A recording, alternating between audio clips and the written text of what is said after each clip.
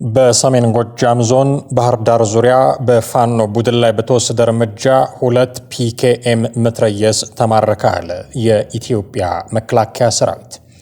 መንግስት ያቀረበውን የሰላም አማራጭ ባልተቀበሉ የፋኖ ቡድን አባላት ላይ በሰሜን ጎጃም ዞን ባህር ዳር ዙሪያ ከራከረ በተባለው ቀበሌ የምስራቅ እዝ አንድ ሬጅመንት ባደረገው ስምሪት በቡድኑ ላይ ሰብአዊና ቁሳዊ ኪሳራ ማድረስ መቻሉን የክፍለ ጦሩ አዛዥ አስታውቀዋል። በዚህ በተደረገው ፈጣን ኦፕሬሽን 2 መትረየስ ከነተተኳሹ 6 የአርፒጂ ላውንቸር ቅሙላ ከ29 አቀጣጣይ ሸንግ ባሩድ ጋር 6 ኤኬኤም ክላሽና 2 የቃታ መሳሪያ ተማርከዋል። ስምሪቱን በቅርበት የመሩት የሬጅመንት አዛዥ እንዳሉት በተሰጠን እቅድ መሰረት ወታደራዊ ሳይንስና ጥበብ ተጠቅመን በፋኖ ቡድን ላይ ድንገተኛ ጥቃት ማድረስ ችለናል ብለዋል።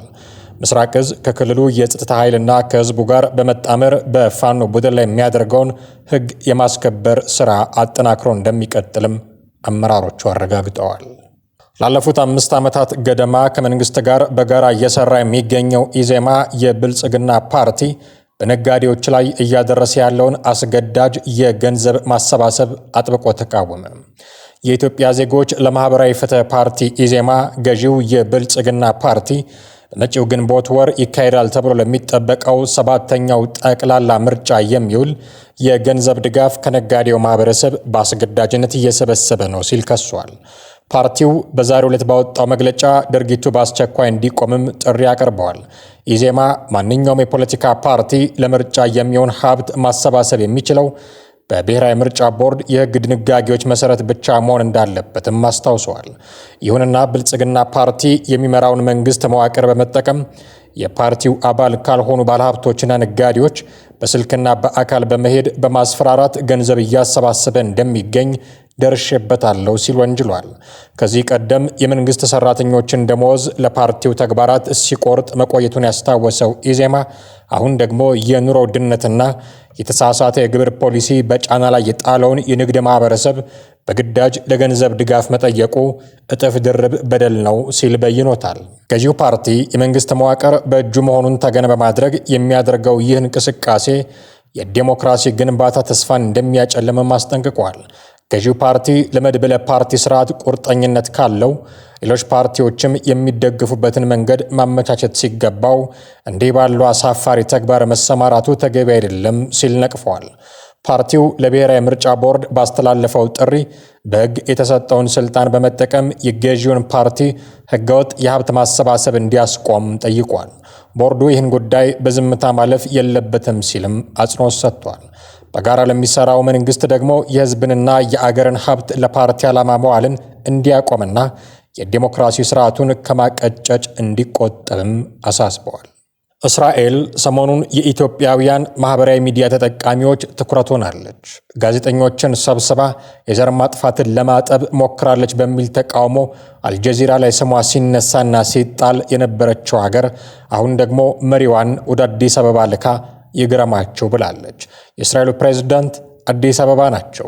ዮናስ ከበደንና ተክለ ሃይማኖት አዳንን ሲቃወሙ የነበሩ ሰዎች አሁን ትክክለኛውን የትችቱን ባለቤት በዋና ከተማቸው ለማስተናገድ ተገደዋል። ለመሆኑ ኢትዮጵያን እየጎበኙ ያሉት እኚህ የእስራኤል ፕሬዝዳንት ማን ናቸው?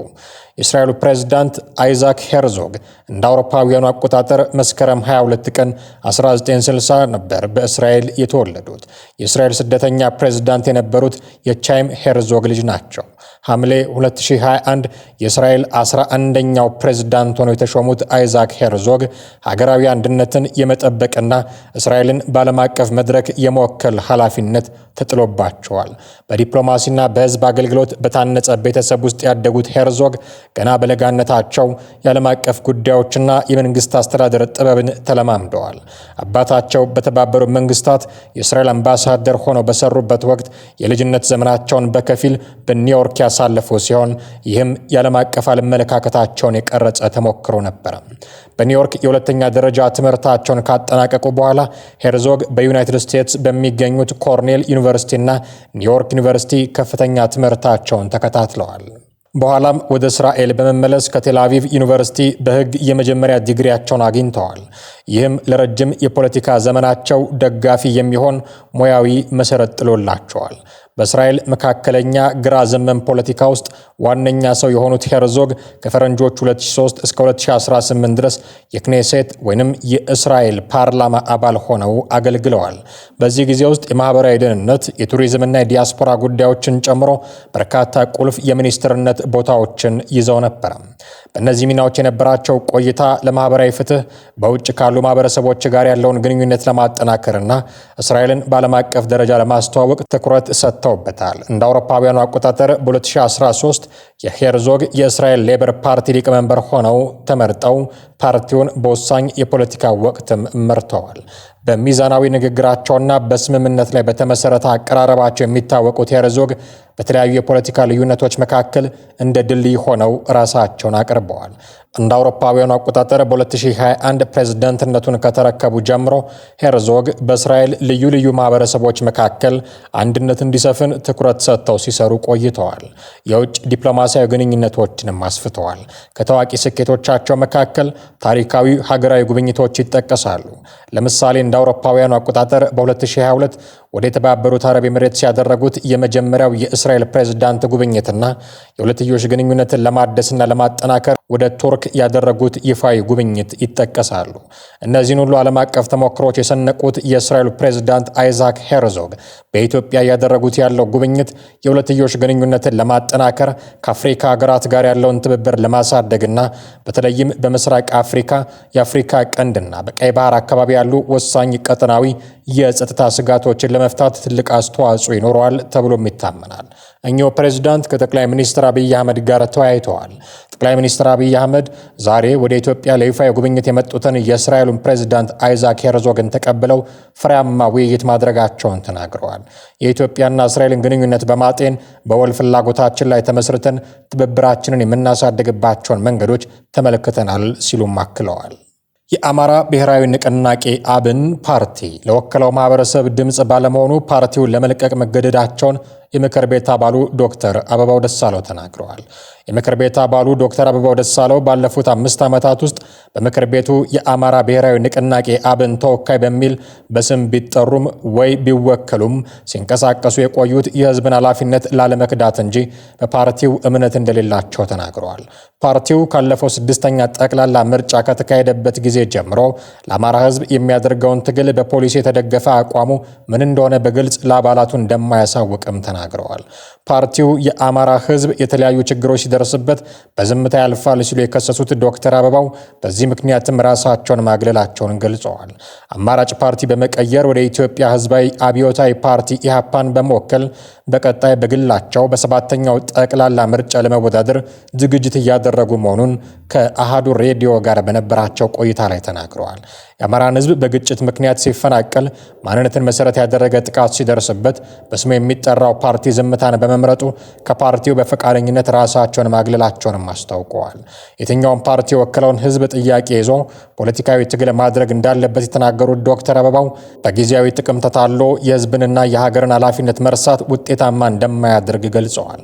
አክለውም እንደ ሀገር የሚነሱ የህዝብ ጥያቄዎች የሚመለሱት በተናጠል ታግሎ ሳይሆን በጋራ መቆም ሲቻል ነው ብለዋል። ካለፈው ስህተት በመማር በጋራ ሰላማዊ ትግል መቆም ያስፈልጋል ሲሉ አንስተው በዚህ መንገድ የህዝብን መብት ማስከበር አይቻልም ብለዋል። የፓርቲ አባላቶቹ ታስረውበት ለረጅም ጊዜ ሲቆይ እነዛን ተደራድሮ ያላስፈታ ፓርቲ ምኑን ነው ለህዝብ ሊወግን የሚችለው? የምክር ቤት አባላት እና አቶ ክርስቲያን ታደለን ጨምሮ የታሰሩበት ፓርቲ፣ የፓርቲ አመራሮች እነ ዶክተር ዶሮስ የታሰሩበት ፓርቲ እንግዲህ አመራሮችን ሳያስፈታ ሌላ ነገር ቢያወራ በጣም የሚገርም ነው። ምክንያቱም ወንጀል ከሰሩ ማስረጃ ቀርቦባቸው ተከሰው ሊፈረድባቸው ይገባል። ወይም ወንጀል ካልሰሩ ደግሞ አፋጣኝ ፍትህ ሊያገኙ የሚገቡ ዜጎች ናቸው። እነዚህ ዜጎች የምክር ቤት አባላት ናቸው፣ የፓርቲ አመራሮች ናቸው፣ ለህብረተሰብ ተጽዕኖ ፈጣሪዎች ናቸው፣ ብዙ ተከታይ ያላቸው ናቸውና እንደዚህ አይነት ሰዎችን ችግር ያልፈታ ፓርቲ ነበረ ፓርቲው። አጠቃላይ ትክክል። አንዱ ትልቁ ነገር ብዬ የማስበው ፓርቲው ስልጣን ከገዢ ፓርቲ ጋር መጋራቱ ትልቅ ተጽዕኖ አሳድሮብናል። ወይም እንደው ቢቻል ኖሮ ሊሆን የሚገባው ስልጣን ከመጋራቱ በፊት ጠቅላላ ጉባኤውን አማክሮ ወይም ቢያንስ የበላይ አመራሮችን አማክሮ መግባት ነበረበት። በምን አይነት መንገድ ነው የምገባው፣ እንዴት ነው የምታገለው ብሎ ትግሉንም ባያቆም በዛም በፊት በነበረው ፔስ በፊት በነበረው አቋም መሰረት ቢቀጥል። ነገር ግን ልክ ስልጣን እንደተጋሩ የፓርቲው አመራሮች ጥቂት አመራሮች የአቋም ለውጥ ነው ያደረጉት። ፍጹም ብልጽግና ከብልጽግናም በላይ ነው የሆኑት። ከብልጽግናም በላይ ብልጽግና ነው ሆነው የታዩት ማለት ነው። በአዲስ አበባ ጎጃም ጎንደር መስመር ላይ በደረሰ የቤንዚንና የናፍጣ እጥረት ምክንያት የትራንስፖርት አገልግሎት መስተጓጉሉ ተገለጠ።